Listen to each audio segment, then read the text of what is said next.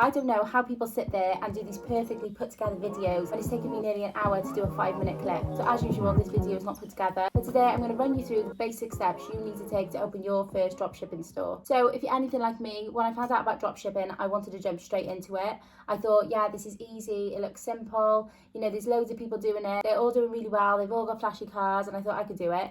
But what they fail to tell you is all the hard work that goes in before that and prior to that.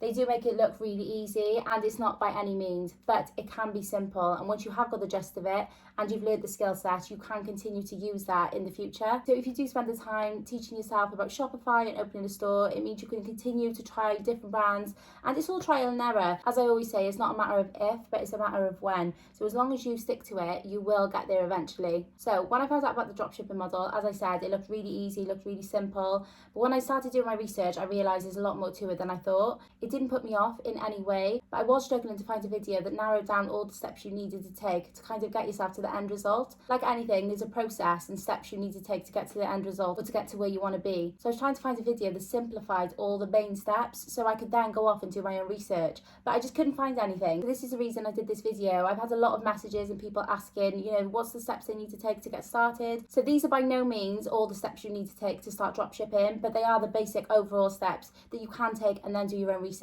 on. So the first one is product research. So with product research, there's a lot to it. There's different hashtags you can use to try and find a winning product. There's Facebook ad library, there's AliExpress dropshipping center, there's Google Trends. There's many ways you can try and find a product. Personally, I do recommend everyone I work with to use their imagination and try and find a product that way, because when you use your own imagination, you can relate to the product, which means you'll have a better chance of selling it and marketing that product because you've already picked up on the pain point. So you can then implement that into your marketing, which 100% will convert better. So once you found your winning product, that's the main part done and out of the way.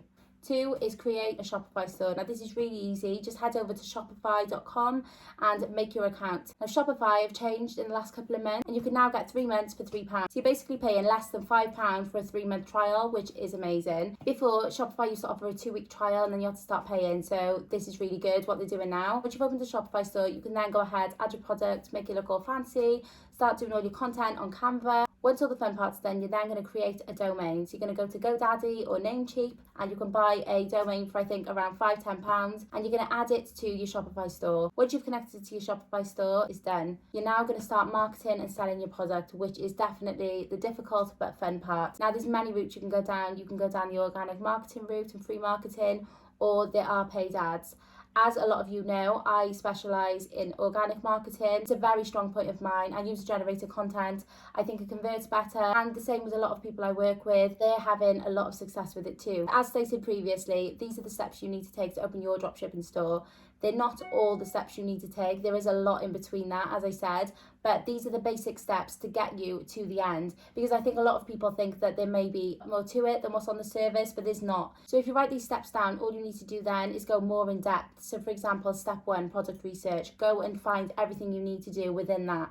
Step 2, open a Shopify store. So go to YouTube and find how do you design it, how do you do the content. So once that step's done, you can then move on. Now I know to a lot of people, they're probably thinking there's loads more to it than that, which yes, there is. But like I said previously, I wanted to break down the simple steps and the basic steps, because when I got started, I did not know where to start. I was all over the place and I just felt like I needed a bit of structure, just the basics, just to get me going. And I could then go off and do my own research, which I did. And thankfully, I'm now running a 6-figure brand. So hopefully you find this informative. Like I said, write down the steps and then go into depth for each one, and you'll be able to do the exact same that I have. I hope you found this video a little bit informative, and like I said, there's so much to this business. It's probably be impossible to break down everything, but if there is anything in particular you want to see or you want me to talk about, please let me know in the comments below, and I'll see you in the next video.